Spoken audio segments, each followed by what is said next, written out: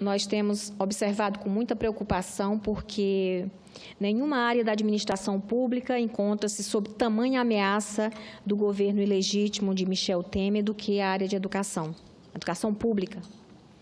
E talvez em nenhuma outra tenhamos uma distância tão grande entre o projeto chancelado pelo eleitor nas urnas em 2014, como se exige no regime democrático, e as intenções do governo que tomou de assalto o poder em maio último.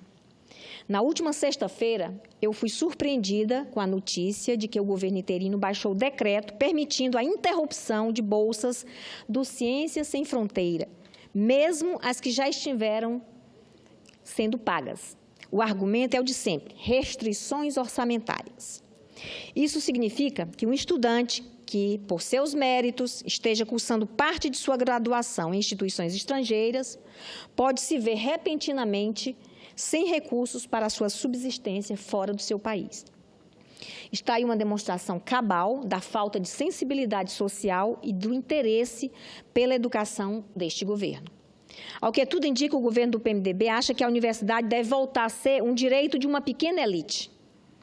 Mesmo os adversários do PT terão que reconhecer que nunca em nossa história tivemos ou vivemos um período com tantos investimentos em educação como nos últimos 13 anos.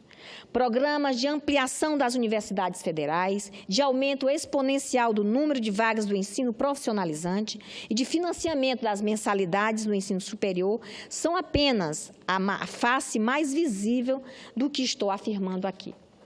Há inúmeros outros, como o aumento e melhoria na distribuição de livros didáticos e de capacitação dos professores da educação básica, sob medida que lançaram as bases para a mudança neste setor estratégico para a construção de um projeto de nação realmente inclusivo.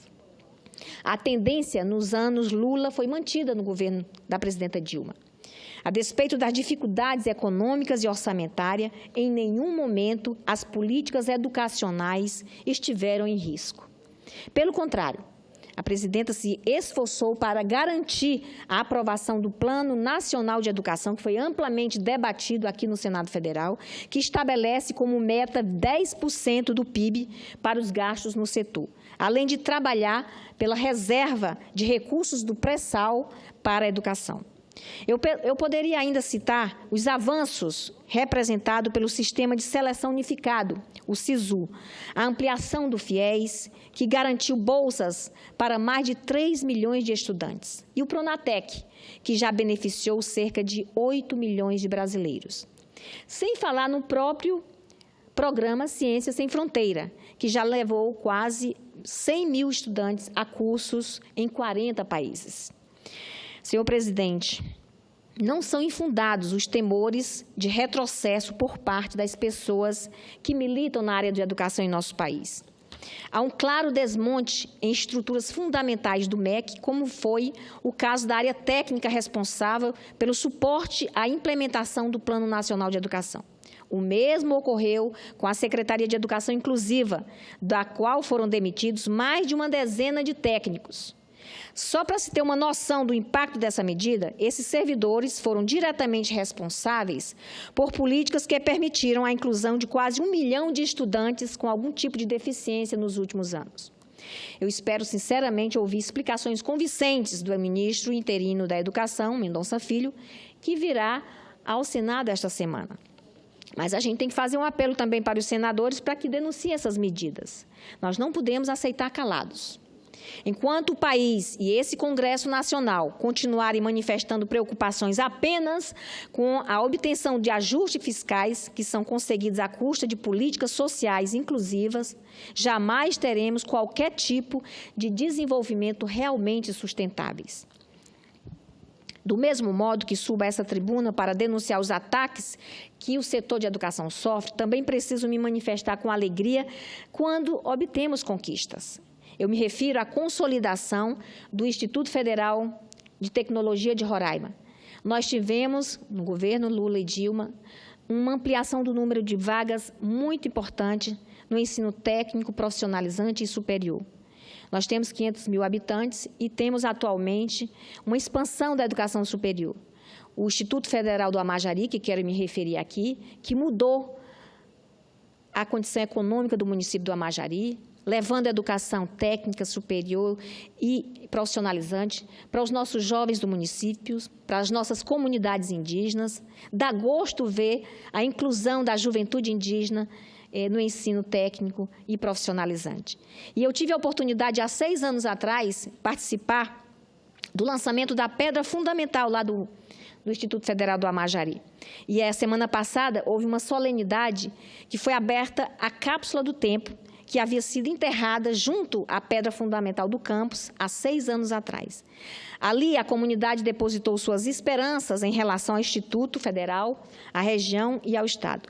E eu tive a felicidade de depositar também uma mensagem à época.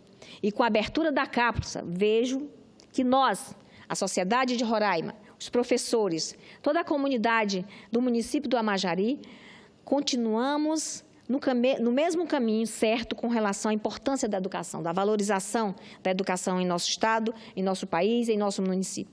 Dizia eu à época, o desenvolvimento econômico e social do Amajari passa pelo Instituto Federal.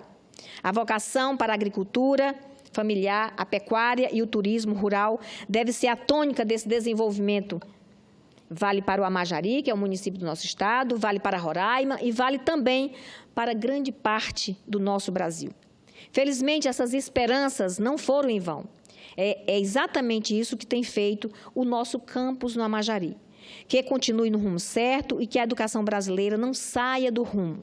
Vale registrar aqui que esse período de avanço nas vagas e na valorização do ensino técnico superior atingiram o nosso Estado não só no município do Amajari, mas também no município de Bonfim, na zona oeste da nossa capital Boa Vista, na ampliação do número de vagas na nossa Universidade Federal, a expansão dos cursos superiores, o aumento em 80% das vagas no vestibular para o curso de medicina da nossa Universidade Federal de Roraima.